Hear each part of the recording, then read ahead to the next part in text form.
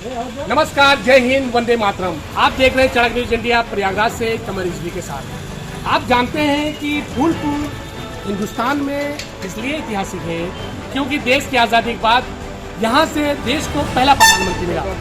पहला प्रधानमंत्री मिलने के बाद इस लोकसभा फूलपुर को उन्होंने अपना घर समझा और यहाँ का बच्चा बच्चा जो है वो देशभक्त होता है और देश प्रेमी होता है, क्योंकि यहाँ पर स्वतंत्रता संग्राम सेनानियों की भरमार है। यहाँ से जो देश की आज़ादी के लिए जो चिंगारी निकली वो चिंगारी जाके ज्वाला बना और ज्वाला बनने के बाद ये उसका अंजाम हुआ कि अंग्रेजों को देश छोड़ के भागना पड़ा।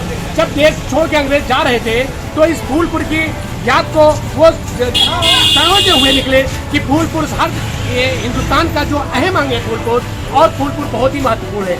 इसी वजह से देश के पहले प्रधानमंत्री को फूलपुर लोकसभा क्षेत्र अपना चुना और यहाँ से देश के लिए पहले प्रधानमंत्री को शपथ ली। अब यहीं पे नफीस भाई हैं जो कि समाजसेवी हैं और इन्होंने बहुत ही सर्दी, बरसात, गर्मी, धूप देखा है। तो अब उनसे पूछना चाहते हैं ये 2023 का इलेक्शन जो है, क्योंकि ऐतिहासिक इलेक्शन है, क्योंकि ये देश देख रहा है कहीं चुनाव प्रदेश में चुनाव हो रहा है तो कहीं निकाय चुनाव हो रहा है।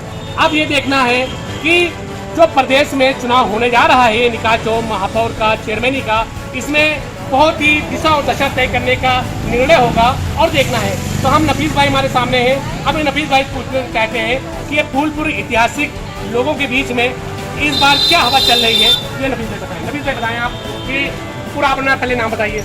मैं नफीस अहमद, पहले समाजवादी पार्टी में मैं जिला कार्यकारिणी के सदस्य विधानसभा अध्यक्ष हैं, लेकिन जनता हमको इस तरह से जो है फूलपुर में जो है मजबूर कर दिया कि समाजवादी पार्टी यहाँ पर जो है एकदम लड़ाई में नहीं है। ये वर्तमान चेयरमैन जो थी वो उनका कार्यकाल इतना खराब था, उन्होंने जो है हर आदमी के साथ जो है छल कपट किया, जिससे जो है यहाँ विकास नहीं हो पाया।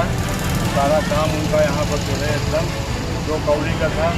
कब हम लोग जो है अब जो है जनमानस इस वक्त जो है बहन मायावती के पार्टी से इलियास अहमद जो है, जो इस कस्बे में जो है टीपी साहब के जो है लड़के हैं और टीपी साहब उनके वालिद ही इतना जो है अब बच्चे भी अपना व्यापार बिजनेस में इतना आगे गए हैं और स्वभाव के अच्छे आदमी हैं। उनके आसपास अगल बगल पूरे फूलपुर में उनकी बड़ी छवि है, इसलिए हम लोगों ने उन्हीं को पसंद किया है। भाई ये बताएं कि आप देख रहे हैं कि महापौर का टिकट बाहुबली अतीक अहमद की पत्नी को शाइस्ता को दिया गया था।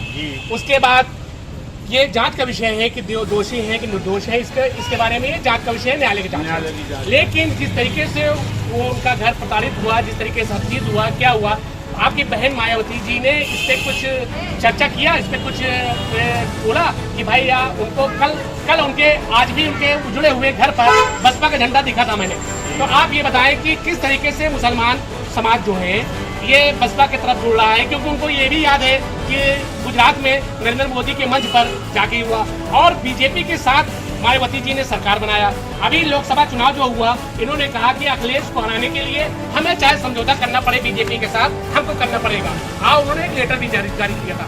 आप ये बताएं मुसलमानों के बीच में आप कैसे इस बात को संतुष्ट करेंगे? इसलिए संतुष्ट हो गया है अखिलेश यादव ने जिस तरह से जो है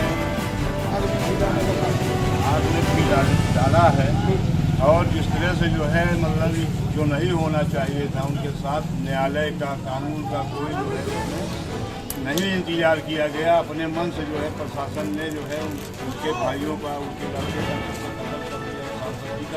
सांसद जी का कत्ल हो गया। इस बात को तो याद है, लेकिन ये जान रहे हैं कि राजूपाल हत्याकांड में जिस तरीके से मायावती ने अशरफ अतीक को बिल्कुल शिकंजे में कसा, पिंजड़े में कसा, प्रताड़ित किया, हर चीज किया, वो भूल गए, क्योंकि बसपा की सरकार थी जब ये उन पर मुकदमा हुआ और उनको इस बसपा के विधायक थे। तो क्या ये बात जनता भूल जाएगी? जनता भूल चुकी है, इसलिए भूल चुकी है। मुकदमा झूठा था, मुकदमे में कोई जो है दम नहीं था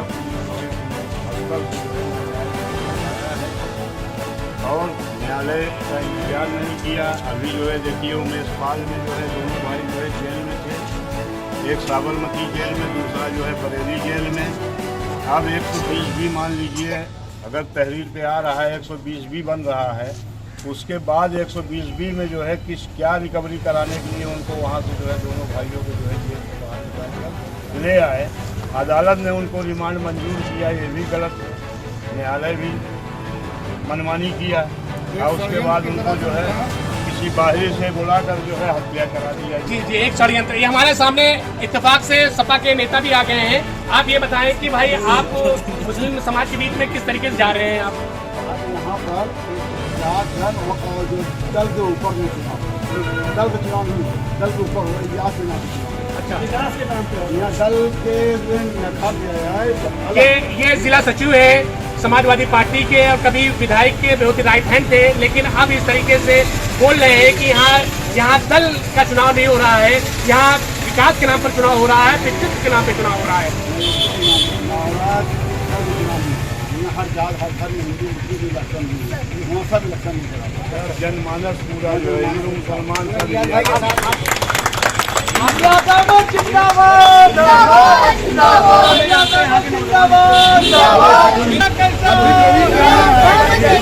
फल कपट के सिवा कुछ नहीं। इलियास अहमद हमारे कस्बे फूलपुर के रहने वाले इंसान हैं, जिनके पास जरूरतमंदों को अगर 12 बजे रात जरूरत पड़ेगी तो उनके पास जाएंगे, वो तत्पर रहेंगे। हम ऐसा चेयरमैन चाहते हैं जो हमारे लिए हमेशा तत्पर है। हम ऐसा चेयरमैन नहीं चाहते जो मुझे फोन करे, चेयरमैन साहब फला काम है, बोले हम सब नहीं हैं, बोले हम लखनऊ में हैं। जनता ये चाह रही है कि हमारे फूलपुर का चेयरमैन ऐसा हो कि अगर हम फोन करें तो 5 मिनट में हमारे पास आए और ये न कहे कि हम सैफई में हैं, हम इलाहाबाद में हैं, हम काशी में हैं। तो अब ये जनता बोल चुकी है, जनता बदलाव लाने के मूड में है और उसी तरीके दिख रहा है जैसे सन 47 में एक क्रांति आई थी और अंग्रेज भगाओ देश बचाओ, उसी तरीके से यहाँ पर दिख रहा है कि ऐसे नेता को भगाओ और फूलपुर बचाओ। फूलपुर बचाने के लिए लोगों ने सर पर कफन बांध लिया है और बच्चे देखिए तैयारी कर ली है और यकीनन परिवर्तन देखने का विषय है। आप देखते रहिए चाणक्य न्यूज इंडिया प्रयागराज से कमर के साथ। जी, आप देख रहे हैं चाणक्य न्यूज इंडिया प्रयागराज से कमर के साथ। देखिए जब इलेक्शन आता है महाजन के चेहरे में बिल्कुल चमक आ जाती है, क्योंकि जबरदस्त ये मिठाई होता है, जबरदस्त समोसा होता है, जबरदस्त जलेबी होता है।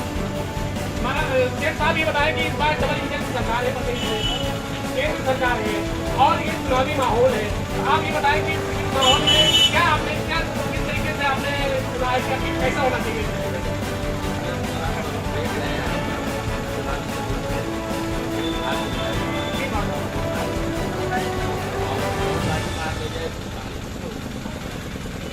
तो ये बताएं कि भाई ये इस बार आपने सबको देखा, डबल इंजन सरकार भी है हर चीज है, तो क्या आप इस बार कुछ नया चीज करने की इरादा है क्या? इरादा तो है।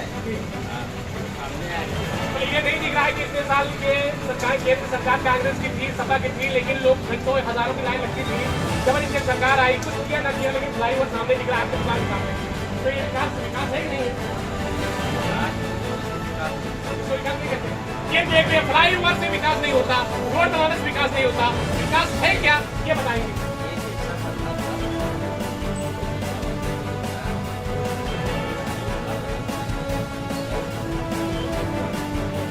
ये कह रहे हैं फ्लाईओवर बिल्कुल गलत बना हुआ है। तो अब ये समझ लीजिए कि मेरी प्रदेश सरकार के मुखिया से भी निवेदन है कि और देश के जो फ्लाईओवर के ठेकेदार है उससे कि तुरंत तत्काल आके संपर्क करें कि आखिर क्या कमी है, क्योंकि शेर साहब 24 घंटे यहाँ रहते हैं और अपने नजरों के सामने एक्सीडेंट देखते हैं। तो सबसे ज्यादा दिक्कत यहाँ के बनने से जो है इधर अगल बगल के गांव वाले बहुत परेशान हो गए।